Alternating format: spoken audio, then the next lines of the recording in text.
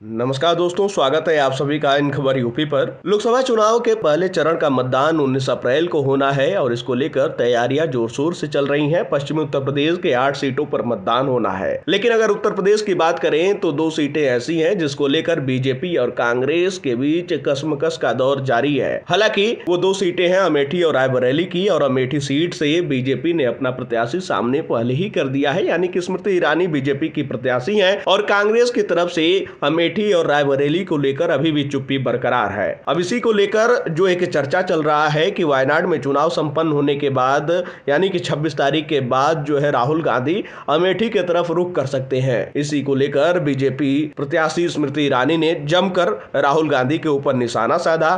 उन्होंने कहा कि 26 तारीख के बाद राहुल गांधी यहां आएंगे, और उन्होंने कहा कि हिंदी में एक कहावत है कि लोग रंग बदलते हैं, राहुल गांधी तो परिवार ही बदल रहे हैं, क्योंकि राहुल गांधी ने कहा है कि वायनाड ही उनका परिवार है। जरा आप भी सुनिए कि स्मृति ईरानी ने क्या कुछ कहा है। समाज के लिए मेरा एक आग्रह है। हम जानते हैं कि 26 तारीख के बाद राहुल गांधी यहाँ आएंगे।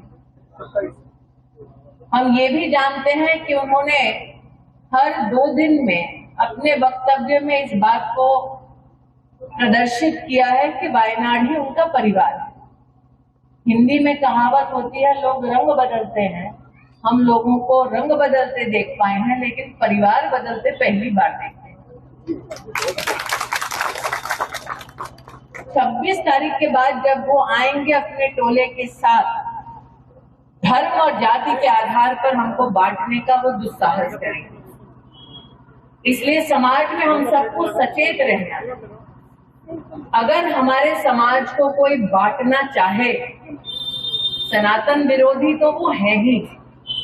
आज मैं स्तब्ध थी कि उन्होंने अपनी प्रेस कॉन्फ्रेंस की शुरुआत रामनवमी की शुभकामना देते हुए की।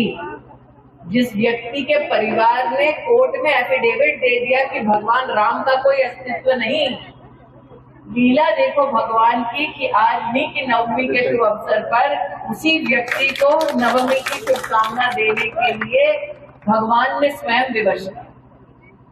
लेकिन ये भी हमने कभी नहीं सोचा था कि जब भव्य मंदिर के निर्माण के बाद प्राण प्रतिष्ठा समारोह में आमंत्रित किया जाएगा, ये जानते हुए कि वो सनातन विरोधी हैं। प्रभु की लीला अपरंपार है, प्रभु का हृदय विशाल है, इसीलिए राम भक्तों ने उन्हें भी आमंत्रित किया। ये दुख की बात है कि जिस पुण्य धरा अमेठी में आज मंदिर में प्रभु के भजन और कीर्तन हो रहे हैं, उसी अमेठी के एक वक्त के प्रतिनिधि का अहंकार इतना था कि उन्होंने प्राण प्रतिष्ठा समारोह का निमंत्रण ठुकरा दिया।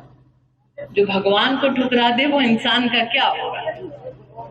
लेकिन मेरा समाज से आग्रह है, हम सबकी भावनाएं आहत हुई, तब भी आज दिनेश जी आपका आभार व्यक्त करती हूँ कि आपने इस बात को सार्वजनिक कहा कि हारी तो दीदी भी, लेकिन छोड़कर कभी गई नहीं। तो सुना आपने कि स्मृति ईरानी ने क्या कुछ कहा है और किस तरीके से राहुल गांधी के ऊपर वो जमकर हमला बोल रही हैं। वहीं उन्होंने कहा कि वो लोग जो है हम लोगों को धर्म और जात में बांटने का प्रयास करेंगे, लेकिन हमें बंटना नहीं है। खैर, स्मृति ईरानी की इन बातों पर आपकी क्या राय है? आप अपनी राय कमेंट बॉक्स में हमें जरूर बताइएगा।